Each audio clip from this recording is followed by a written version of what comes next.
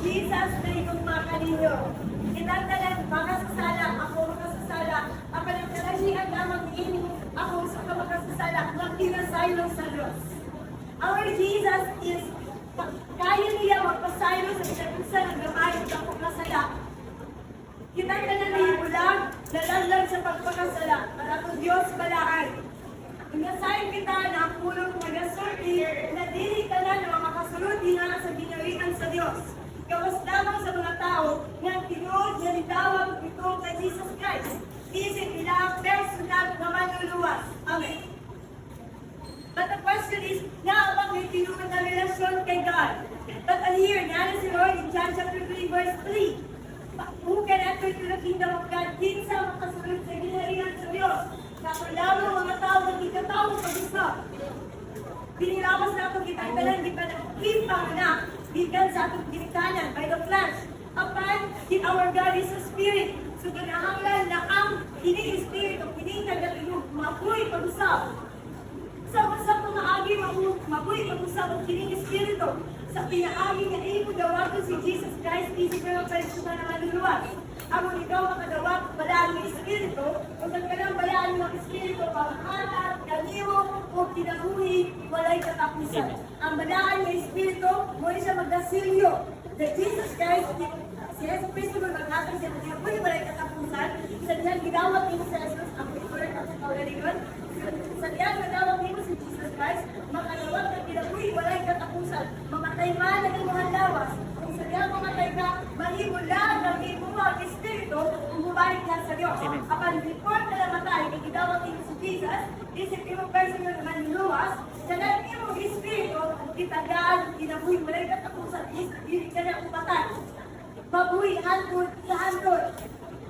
Sa diyan, ginawag ni Jesus Cristo, ang balaan ng Espiritu, walang marka na nimo, a deposit guarantee that you belong to Jesus. Kung walang balaan ng Espiritu, hindi ka born again. Kanda na kinaanan ang balaan ng Espiritu, kaya wala pagkatang na natin. Kaya ibang na mo, kita ang rason nga, wala na kasulti kita below na nakakita. Now here is the question. Kung pinunod ba yung gidawat yung si Jesus Christ, makasulti ba nga karon na ikaw pumatay ka karon, halimbawa paghino. Maski, andam na mga mamatay, andam na mga buhay, andam na mga maguban sa iyong Diyos. Kung ang mati gano'n dili ka andam na maguban sa Diyos, you need Jesus. Amen. You need Jesus, you need His forgiveness. And God wants to forgive us if we will just confess that, Lord, I am a sinner and I need you, Jesus. Jesus is the only way, the truth, and the life. Kinahanglan nga ikaw mo na ay pagkikabilasyon sa ating Diyos na mabubuhat. Nabuhay ba ta? Sumala sa mabubuhat sa Diyos. Kaya kung kaon, nagamatan ka, pagawang trabaho, tapos, napuyin ka, muli, matulog, the same routine. Nakita ba niyo ang purpose sa imo ang kinabuhi? If wala kay relasyon kay Yesu Cristo, your life is pointless. The Lord created human beings. He created us to worship the Lord. We are created by God and for God alone. Gusto ni Lord, no matter what your position right now and your condition, God wants you that makita ang Diyos sa iyong kinabuhi. Gusto ni Lord na ang malimbayan sa iyong kinabuhi, dili ikaw ang ng Diyos. Ano si Lord in Matthew chapter 7 verse 21 to 23. Dili tanan nga nagasulti na Lord, Lord, Lord, can enter into the kingdom of God. But he who does the will of the Father. Sino ko na ako? Dili tanan nga nagaingon. Kung Ginoo, makasunod sa kinangyan sa Diyos. Yung isang pangyawang, kabalo mo tawag sa Ginoo. Amen. Isa kami nagkatawag sa Ginoo, nagawa sa Ginoo. Kinanta na no, Lord, help me, God. God helps you, you forget about God. Dili tanan. Dili tanan kanako nga nagatawag itong ginamakasan ng kiniharian sa Diyos. There is a rule. Only those who does the will of the Father na lamang ang nagbuhat sa pagkukuntod sa Diyos. As result, pinabuhat na niyong pagkukuntod sa Diyos.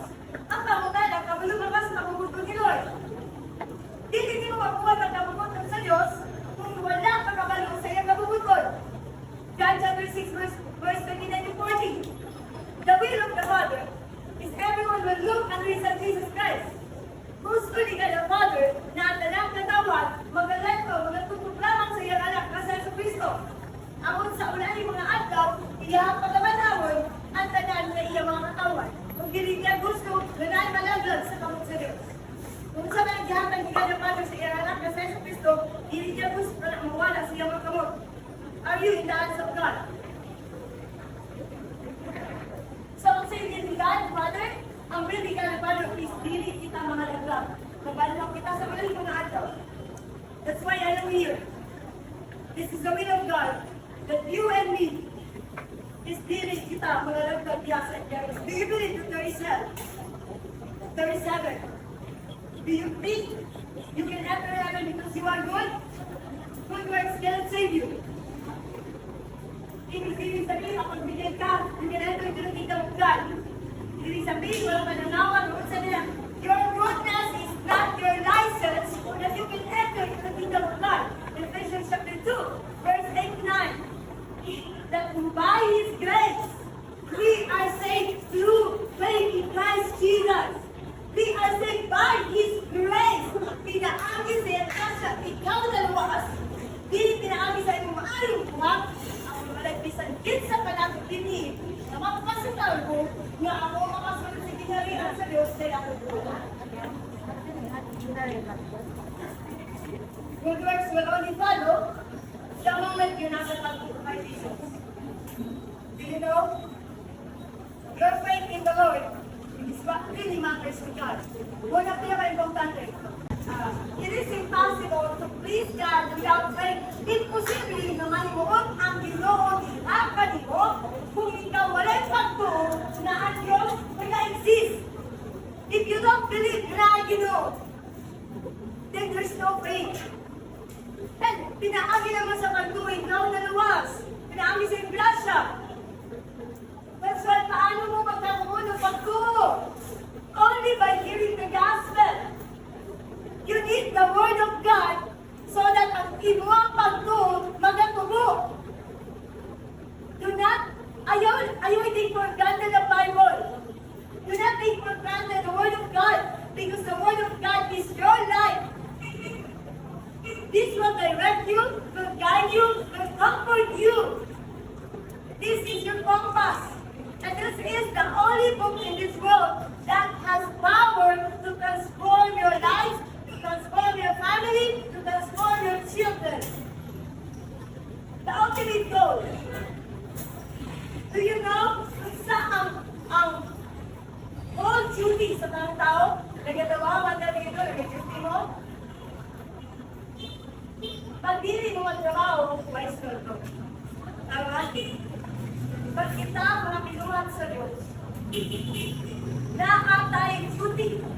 That is in Ecclesiastes chapter 12, verse 13 to 14, that everyone must fear the Lord. Ang kanang katawan kinaanan na kamakol o kanang kahadlok diya sa Diyos. Kaya tanang nimo ang mga pinuhat sa tangit-ngit, sa kahayag, ipagayag ka na sa dalang kita pag-amupan sa Diyos. Pagkamdaw nito, wala nakakita sa inyong mga tao sa diyan kayo tuwag kagdawtan. Sa paghilad, pagpanataw, pag-sex outside marriage, do you think wala nakakita sa Lord na? Sex is only designed for those people that is married.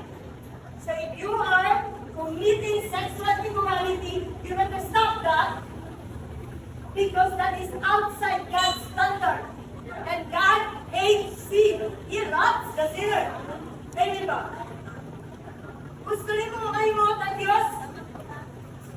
Pagbasa sa pulong sa Diyos, ilaha ang Ginoo, ako ng Diyos, magtuntun kanimo kung saan pagtuman sa Ginoo. Ang Diyos sa akin na mabalik. Wala kayo daw, para magbalik ka ninyo. Wala ko nakuha isang piso ka ninyo. But one thing that I can say to you, the Lord sent people here to speak about the Word of God for you to be saved. You just need to believe. Don't you know na anak sa yawa? Ito ba ba na? Ito ba kung wala yung anak sa yawa? Patuloy yung na mga tao na binuhat, anak sa Ginoo ka? Sa mga ka? Let me read to you. In First John chapter 3, verse 10. Everybody, kasi pagtuloy anak ko sa Diyos. Wala ka ba anak na nagyawa? Pag-gabilang mo, sakit na tuloy. Sakit ka lang naman turuan. But God wants you to become a child of God only when you believe and accept that Jesus is Lord. But here, John, First John chapter 3, verse 10. And this, it is the children of God and the children of the devil are manifest. Whoever does not practice righteousness is not of God, nor is who does not love his brother. If you hate your brother, mga school, mga kaila, mga katrabaho, kung iwan sa ikalabutan, nasa mo ka, if you hate that person, ikaw mga kasaylo, you are a murderer. Mamamatay tao ka. Ha? Wala na ako sa gitna physically. But you kill that person in your heart. Ipatay ni mo kalatawana sa imuang kasi-kasi. You are a murderer. If you hate that person, you don't love. And if you don't love, you don't have the love of the Father. You don't know who is love. God is love. Dapat iwan ka sa Diyos. Sometimes, you want to be a child of God? You need to accept Jesus as your personal Lord and Savior. And you need to do the will of the Father. And this is the will of God. That we must preach the gospel. You know, preacher, that is work. Kaya sa pagpunta sa inyo, sama ninyo, na nangalingkod, ang napaminaw. But I want to encourage you, please, love your Bible. Basigin yung Bible, ang power ng Bible.